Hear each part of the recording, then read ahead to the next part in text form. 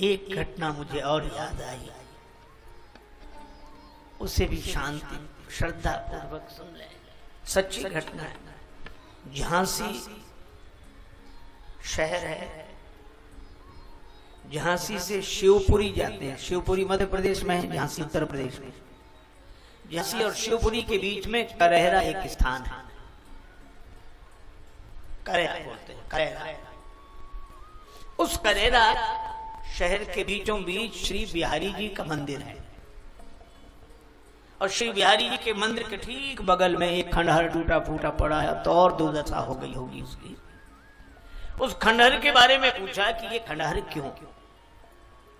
तो एक महात्मा ने जो बात बताई, महात्मा को बात बताई वहां के नागरिकों ने, कि महाराज यहाँ एक भक्तिन रहती थी, गहोई जाति की, परिवार में कोई बच्चा नहीं था, लेकिन भक्तिन अपनी दुकान चलाती, मंगोड़ी पकौड़ी बनाकर बेचती और रात को सो जाती। लोग भी सोचते इसके घर में कोई नहीं, काहे को इतना ये सब करती है, लेकिन वो नहीं सोचती। एक दिन रात को सोई तो सपना देखा, और सपने में उसने देखा कि मैं मर गई हूं और मेरी संपत्ति लोग लूट लूट कर ले जा रहे हैं। सवेरे जागी, सपना भूला नहीं, उसको लगा कहीं ऐसा ही ना हो जाए। अपनी समाज के लोगों के पास गई कि मैं अपनी चल अचल संपत्ति बिहारी जी के नाम करना चाहती, और मुझे बिहारी जी के यहां से प्रसाद मिलता रहे बस। लोग गए, महंत श्री रज्जवदास जी थे उस समय, उसने अपना मकान दुकान संपत्ति सब बिहारी जी के नाम लिखी, मंदिर में रहने लगे। महंत जी भी प्रसन्न और सब लोग प्रसन्न, अनेक भक्त रहते थे, भक्तिन भी रहती थी। पर कुछ दिन बाद एक बड़ी अजीब घटना घटी। महंत जी दूध देने जाएं शाम को, ले दूध पी ले, तो गिलास में जब दूध दें तो बड़ी देर तक चबाए। महंत जी कहते तू चबाती क्या है? तो कहती आप इसमें ज्यादा मेवा डाल देते हो। महंत जी मितव्ययी थे, उन्होंने सोचा मैं तो मेवा डालता नहीं, हो सकता है ये गिलास में लाती हो, पर गिलास तो मैं ही लेके आता हूं। चलो, दूसरे दिन दोपहर को देखा उसकी दाल में घी तैरता दिखाई। ये घी कहां थे? आप ही तो लाए हो दाल में। महंत जी बोले,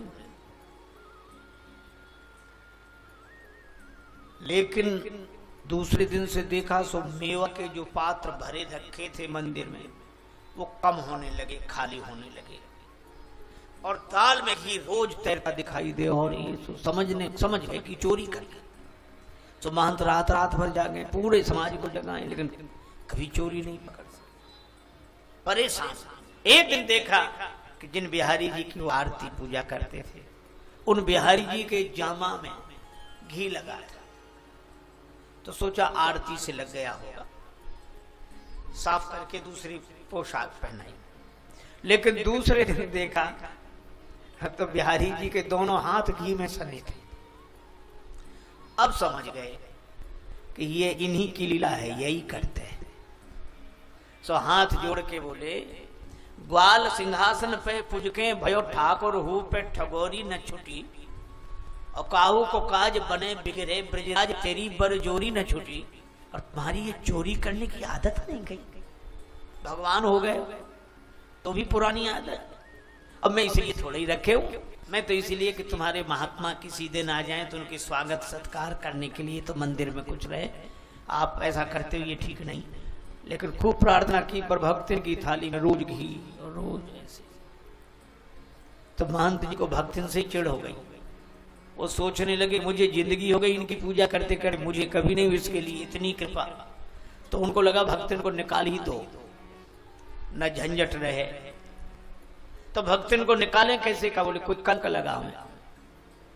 सब महंत जी बाहर बैठ जाए, जो भी माताएं देवियां निकले। तुमने सुनिए एक बात, क्या महाराज? भक्त ने एक पति कर लिया है। पति? हाँ, अवैध पति कर लिया है। अब ऐसी बात तो जल्दी फैलती, पूरे गांव में फैल गई। अब देवियां भक्तन को देख देख के हंसे, ऐसी भली थी, दुकान करती थी, मंदिर में रही थी, यही सब करेगा। जब भक्त ने पूछा आप लोग हंसती क्यों, तो बोले हंसे नहीं, तुमने किया ही ऐसा, कोई अवैध पति रख लिया।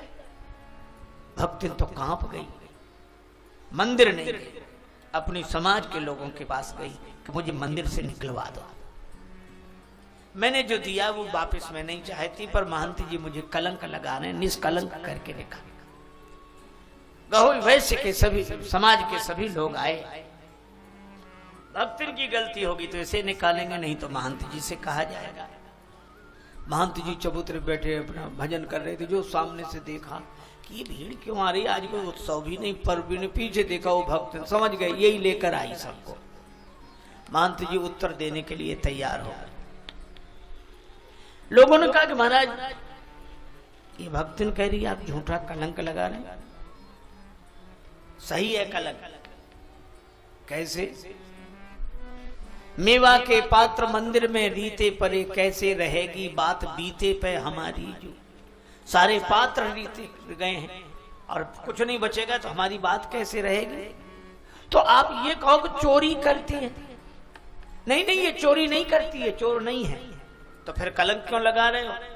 सो महंत जी क्रोध में बोले, भोजन में नित्य घृत उठा स्वकर सो लेत, भर भर देत या भक्तिन की थारी, कौन उनको घी डाल देता है।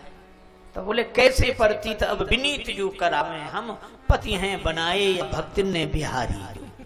बिहारी जी से इसका संबंध है, अब बिहारी जी की तो पुरानी आदत है इसको देते हैं और हमें। और जब महंत जी ने कहा पति हैं बनाए या भक्तिन ने बिहारी, सबकी आंखों में आंसू आ गए, सब रोमांचित हो गए। आए सबे महंत डिंग भक्तिन देहो निकाल, पर ठगे गए यह ठौर पे भयो और ही हाल। सबने महंत जी से कहा महाराज अब आप भक्तिन के भोजन प्रसाद की चिंता न करें, देवी हमारे इस परिवार के जिस घर में पहुंच जाएगी वही अपना सौभाग्य मानकर इसे भोजन कराएंगे, और मंदिर में नहीं रहेगी, वही रहेगी हमारे समाज के घरों में। महंत जी चुप। भक्तन ने कहा कि कहीं आज कहीं नहीं जाऊंगा, यहीं रहूंगी, मंदिर में ही रहेगी। सब लोग चले गए।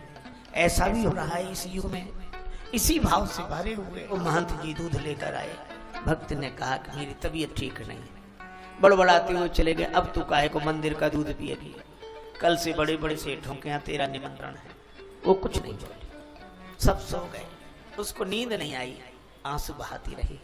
रात्रि को 3 बजे बिहारी जी की चौखट पर सिर रखा, पट बंद थे, और वो कह रही थी नाथ को नाम कियो बदनाम, नाथ को नाम कियो बदनाम, विरागिन सोन विवाद बढ़ाऊं, और आपके हाथ से पाए प्रसाद, कहा अब और के हाथ से।